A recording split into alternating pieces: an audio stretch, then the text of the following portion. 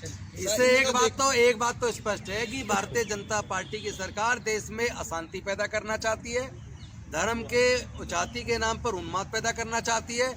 Bharatiya Janata party आदिवासियों से नफरत करती है, भारतीय जनता पार्टी दलितों से नफरत करती है, भारतीय जनता पार्टी मुस्लिमों से नफरत करती है, भारतीय जनता पार्टी ईसाइयों से नफरत करती है। झारखंड के मुख्यमंत्री हेमंत सोरेन जी पे जिस तरह के आरोप लगाकर उनको गिरफ्तार किया और उसके बाद विश्वास मत पर सदन में बोलते हुए उन्होंने ईडी को और सीबीआई को चैलेंज किया और केंद्र की सरकार को चैलेंज किया कि वो जो आरोप लगाया गया है कि उनके नाम पर 8 एकड़ जमीन है, अगर वो इसके प्रमाण दे दें तो वो हमेशा के लिए राजनीति छोड़ देंगे, यहाँ तक कि झारखंड छोड़ देंगे। लेकिन अभी तक भी कोई प्रमाण सरकार ने या ईडी ने नहीं रखा है। इसका मतलब केंद्र की सरकार ईडी का, इनकम टैक्स का, सीबीआई का दुरुपयोग करके पूरे विपक्ष की सरकारों को कमज़ोर करने में, विपक्ष के नेताओं को डराने में, उन पे झूठे मुकदमे करके उनको जेल में डालने में कर रही है। और एक तरफ आदिवासियों को सता रही है। जैसे आपने देखा हंसदेव जंगल उजाड़े गए, हजारों की मात्रा में पेड़ काटे गए। आदिवासी समाज पेड़ों को बचाने के लिए कितने आंदोलन कर रहा है, लेकिन केंद्र की सरकार नहीं सुन रही है।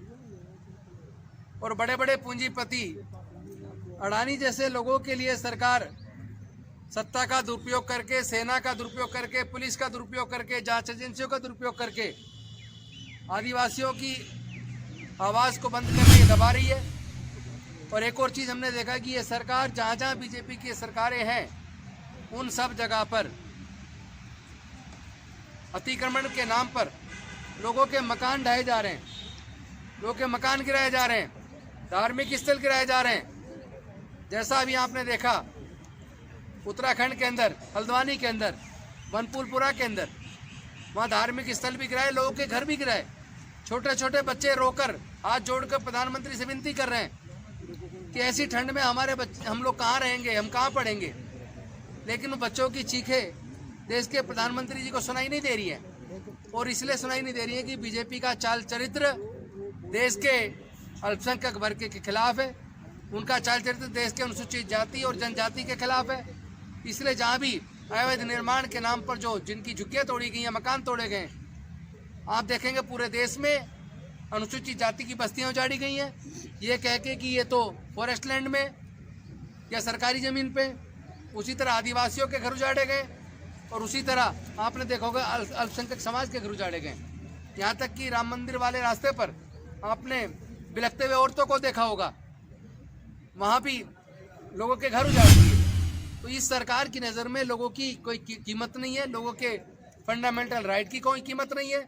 एक एक करके ये लोग अतिक्रमण कर रहे हैं। और आपने देखा होगा मणिपुर के अंदर अब तो साल भर हो गया, लेकिन साल भर होने के बावजूद अभी तक प्रधानमंत्री जी नहीं गए। वो प्रधानमंत्री जो छोटी छोटी बात पे अपना वक्तव्य दे देते हैं, वो प्रधानमंत्री जो किसी खिलाड़ी के बीमार होने पर ट्वीट करके कहते हैं उनको जल्दी स्वस्थ होने की मंगल कामना करते हैं, लेकिन मणिपुर के अंदर जिस तरह आदिवासी महिलाओं के साथ हुआ उसके ऊपर प्रधानमंत्री जी की चुप्पी, देश के दलितों, पिछड़ों, आदिवासियों और माइनॉरिटीज के घरों को तोड़ने के ऊपर देश के प्रधानमंत्री जी की चुप्पी और विशेष रूप से भारतीय जनता पार्टी का अतिक्रमण, ये देश बर्दाश्त नहीं करेगा। देश के लोग इसका जवाब देंगे।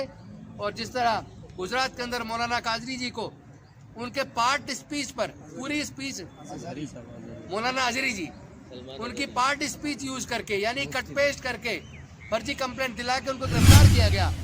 और जबकि एक तरफ ऐसे बहुत सारे हैं जो साधु के बेस पर खुलेआम मुस्लिमों का कत्लेआम करने की बात कर रहे हैं, बौद्धों का कत्लेआम करने की बात कर रहे हैं, ईसाइयों को मारने की बात कर रहे हैं। लेकिन ऐसे भगवा बेस के ऐसे नकली साधुओं को गिरफ्तारी के लिए कोई कार्रवाई अभी तक बीजेपी की सरकार ने नहीं की है।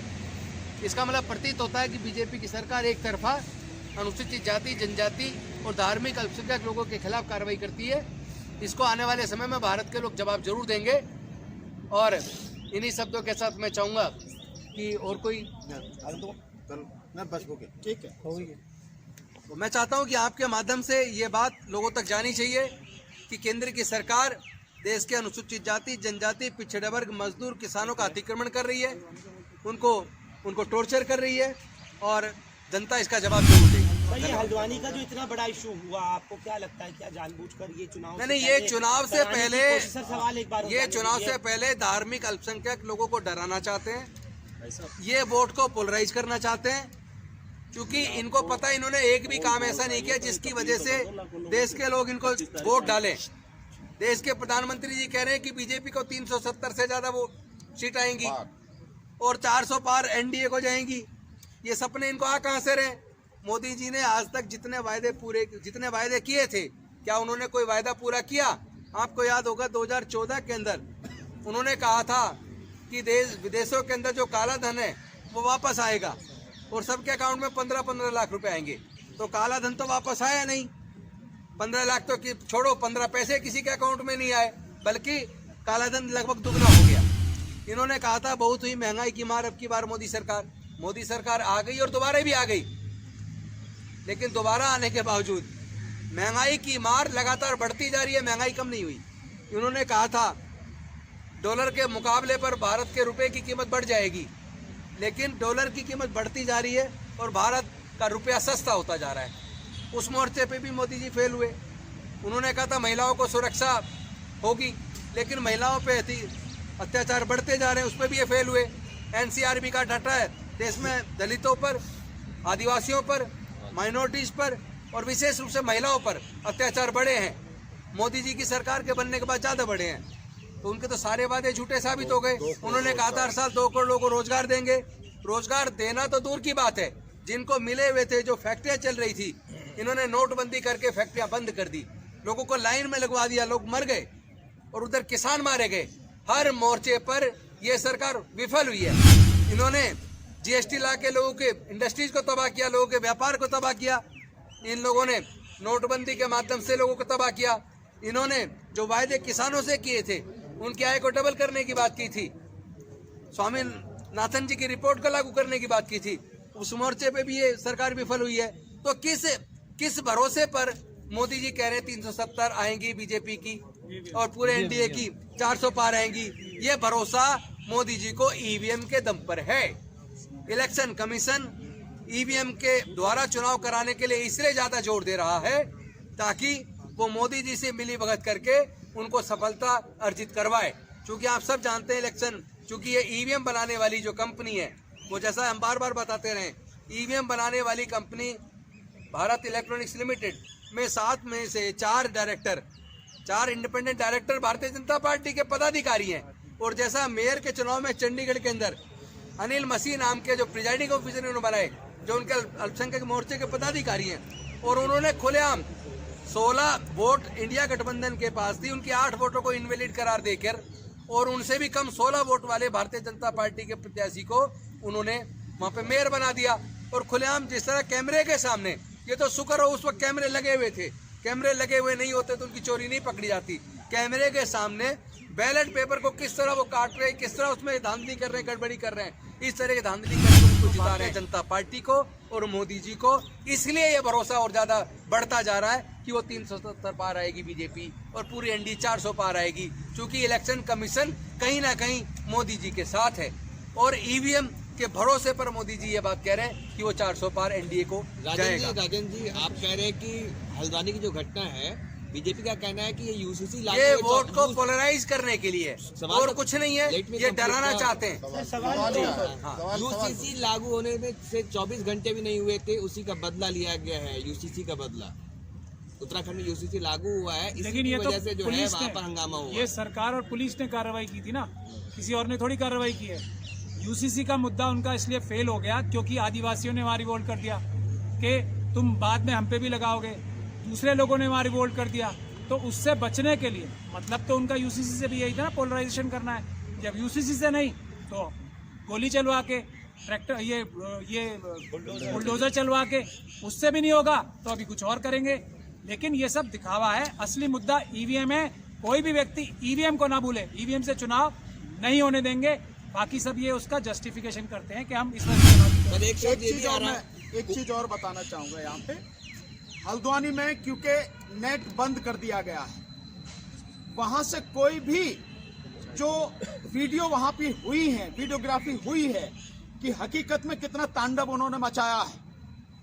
पुलिस ने और जो फोर्स लगा रखी है और जिस तरह से शूट एट साइट का ऑर्डर दे रखा है मुख्यमंत्री ने, सो जो भी सारी चीजें हुई हैं वो कुछ भी वहां से आ नहीं पा रहा है। लेकिन फोन पे जो हमारी बात हुई है उसके हिसाब से स्थिति है कि पुलिस और फोर्स घर घर में जाकर जो नौजवान बच्चे हैं उनको निकालकर पकड़कर लेके जा रहे हैं। कहां लेके जा रहे हैं कुछ नहीं पता, क्या उनको मार दिया गया है या क्या उनके साथ किया जा रहा है कुछ नहीं पता है। इंफॉर्मेशन इस तरह की है, स्थिति वहां पर बहुत ही भयानक है जो नहीं होनी चाहिए। लेकिन इनमें से कोई भी चीज आपको कहीं भी मीडिया पर नजर नहीं आएगी, कहीं भी दिखाई नहीं। और वो लोग भेजे कैसे, क्योंकि नेट बंद है तो कुछ भी यहाँ तक आप तक पहुंचे। इससे एक बात तो स्पष्ट है कि भारतीय जनता पार्टी की सरकार देश में अशांति पैदा करना चाहती है, धर्म के जाति के नाम पर उन्माद पैदा करना चाहती है।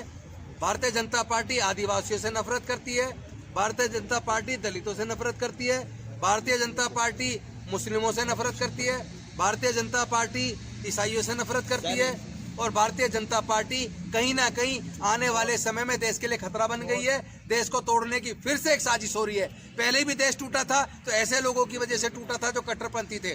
फिर से देश में कट्टरपंथ पैदा करके एक फिर से भारत का टुकड़ा भारतीय जनता पार्टी की सरकार करना चाहती है। सर, दिल्ली में बुलडोजर की जो मंदिरों के ऊपर, मज़ारों पे, मस्जिदों पे कार्रवाई 600 साल, 250 साल, 300 साल इस तरह पुराने तोड़े जा रहे हैं, उसके पीछे भी यही सब कुछ जो कुछ आप बता रहे हैं? देखिए, केवल सबके पीछे राजनीति है। एन केन प्रकारेण साम दाम दंड भेद सब कुछ इस्तेमाल करके भारतीय जनता पार्टी केवल सत्ता हासिल करना चाहती है और दूसरा कोई कारण नहीं है। अदरवाइज जो लोग वर्षों से शांतिपूर्वक मिलजुल के रहते थे, वहां पे हिंदू मुसलमान के बीच में दंगे करने की ये प्लानिंग क्यों? इससे किसको लाभ होगा? ये वोटों का ध्रुवीकरण करके केवल चुनाव जीतने के लिए सब किया जा रहा है। और आपको याद होगा, इसके बारे में कुछ समय पहले ही सतपाल मलिक जी जो जम्मू एंड कश्मीर के राज्यपाल रहे थे, वो ऑलरेडी ये खुलासा कर चुके कि आने वाले समय में देश के अंदर दंगे होंगे और ये दंगे बीजेपी खुद कराएगी ताकि वोटों को पोलराइज किया जा सके। इसीलिए मैं देश के लोगों से एक निवेदन करना चाहता हूँ, देश के लोगों, तुम सब एक हो जाओ। देश को बचाने की जिम्मेदारी तुम्हारी है। भारतीय जनता पार्टी देश को तोड़ना चाहती है और इसीलिए वो ईवीएम पे ज्यादा जोर दे रहे हैं। किसी भी कीमत पर ईवीएम से चुनाव नहीं होना चाहिए, बैलेट पेपर को वापस लाना ही होगा।